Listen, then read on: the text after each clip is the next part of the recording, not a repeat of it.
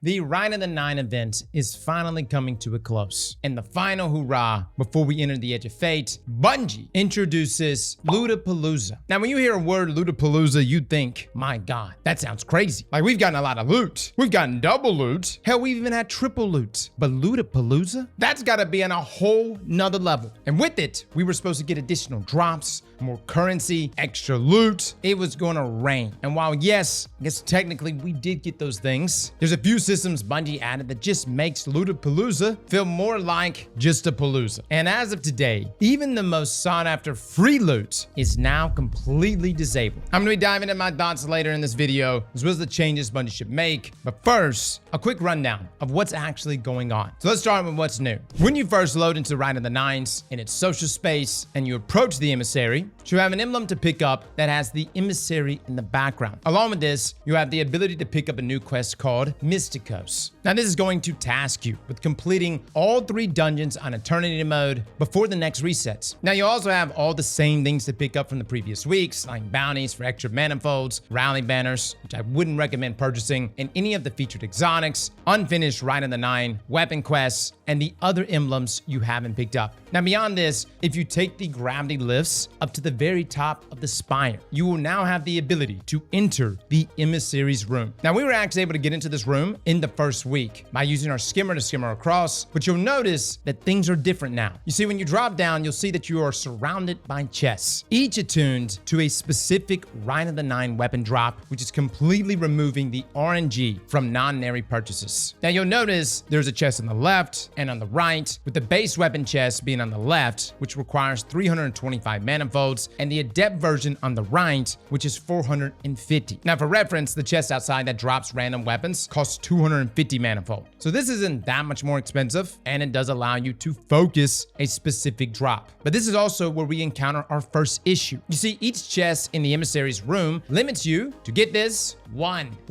purchase per day, by the way. Now it's not one chest per day. It's just one purchase for that specific weapon. So if you're in a situation like myself and you accidentally deleted your God roll sudden death, and you're like, dude, I gotta get that Trench Bro 1-2 punch roll because my chat debated me into thinking I was deleting a Relentless, then this would be a perfect opportunity to blow your manifold load into thy adept version of a sudden death. But you can only do this once a day. Now granted, I could just bind the base form, but man, come on. If I gotta just settle for base weapons, I'm just gonna wait till Edge of Fate, dude. This ain't even worth it. I'm here for the shinies, and I'm here for the adepts. And keep in mind, none of these weapons are guaranteed shinies, or even double perks. Everything is gonna be tied to RNG, which means your one purchase a day, which equates to 7 drops over the next week, might be good, might have double perks, double origin traits, or it could be just single traits. Now, there's already been some Twitter exchange over this. Shout out to DMG for responding to this comment from username Jello117. Hear the feedback. It's been passed along.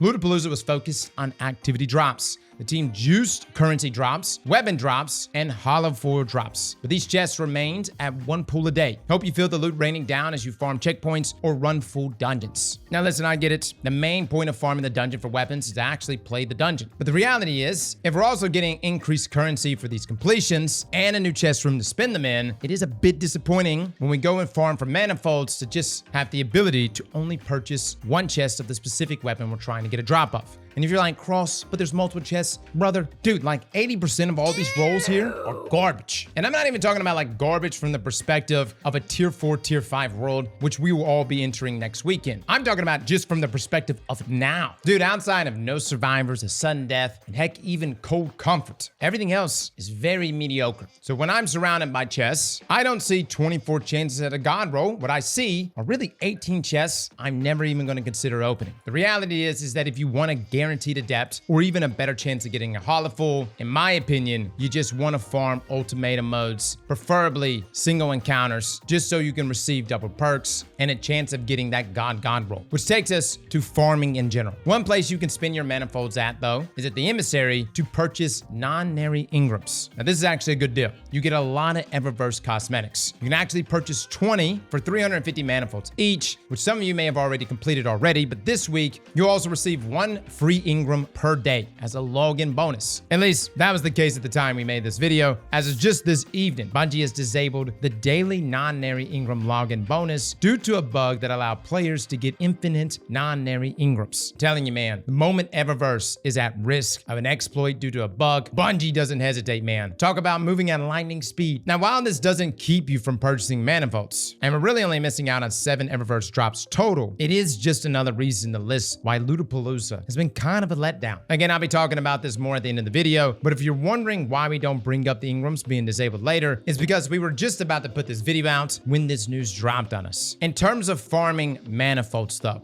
I think the biggest debate yesterday when we were streaming was Ultimatum versus Eternity. Everyone was saying, Cross, just do Eternity. You get a rain of loot at the end, you get manifolds, and you also have the modifier there, which gives you pretty much constant supers to shred bosses even faster. But the reality is, guys, is that Eternity mode pretty much only gives you base versions of these weapons. In all 3 dungeon runs, I got maybe 1 holoful. Whereas if I was running Ultimatum, I was at least guaranteed an adept weapon drop with double perks. So in my opinion, there's really not much reason to farm Eternity when just the harder difficulty gives you better weapons. Granted, I know that this is coming from a place of someone who has a fire team that I can pull together. And yes, Ultimatum is difficult. Everything shreds you. But if you got a good squad, running First Encounter of Prophecy over and over is one of the best ways to get a ton of manifolds while also getting a number of different drops. You could checkpoint swap. You could skip that first area in the ceiling by literally sorting your way all the way to the top and then grapple your way to the beginning. And then once you have the checkpoint, just swap back and forth to different characters. And with 2 Titans and Thunder Crash, as well as Lord of Wolves and Bolt Charge, and a single well with the tractor cannon thrown in the mix, fellas, you'll get 1 phases all day long. Now, granted, you gotta have a good team for this. But at 190 manifolds per completion, this, in my opinion, is the best farm in the game. Now, could you run the entire dungeon through Ultimatum to receive manifold drops from that final encounter? You could, but that is a lengthy process. And I would say if you're looking to do entire dungeon runs, yeah, just do Eternity, because you do get a ton of loot at the end of it. The Daybreak activity modifier allows you to pretty much constantly use your supers back to back.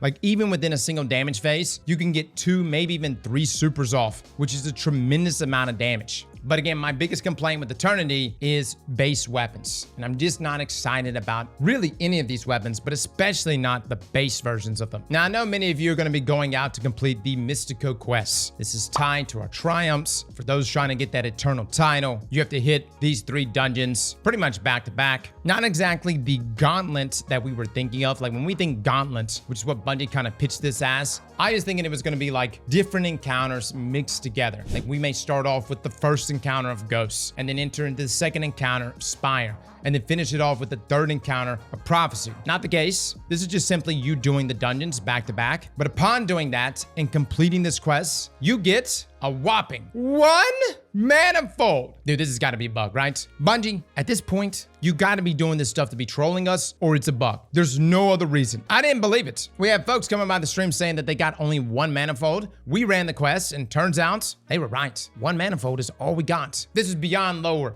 than the manifold minimum wage. And with inflation and tariffs, how am I supposed to keep up with this? No wonder Orin is quitting. I would have unionized a long time ago. Now this takes us to how to fix Lootapalooza. The good news is that Bungie does say that they are listening. If you want to keep the daily purchase requirement in place, then in my opinion, every one of the weapons in the emissary's room have to be guaranteed holofulls. We're not even getting double perks. The perk RNG is going to be brutal enough. And with only 7 rolls, I think that's a fair shot if each time we purchase is a guaranteed holofull. Now the other option is just to remove the purchase cap altogether and just let people focus the weapons they want for 450 manifolds a day. Maybe even increase the chance for a holofull there as well. And if we're talking like Edge of Fate terms, the dungeon is giving us tier 3 weapons. And these chests are simply giving us tier 2 weapons. So not that appealing either way. As for the Mystikos quests, Bungie, come on now. 1 manifold? You guys got to do something better than that. Drop a few holofulls, maybe something that we're already attuned to. The problem with this is that Lootapalooza comes off as being the craziest amount of loot we've ever seen. The dungeon drops are solid. These chests though, on top of this quest, I would love to actually see a little more love thrown its way. So guys, that's it. That is Lootapalooza for this week. Let me know in the comments below what you think. Fellas and ladies, thank you all for coming and watching. And as always, slap that like button like your mama told you right.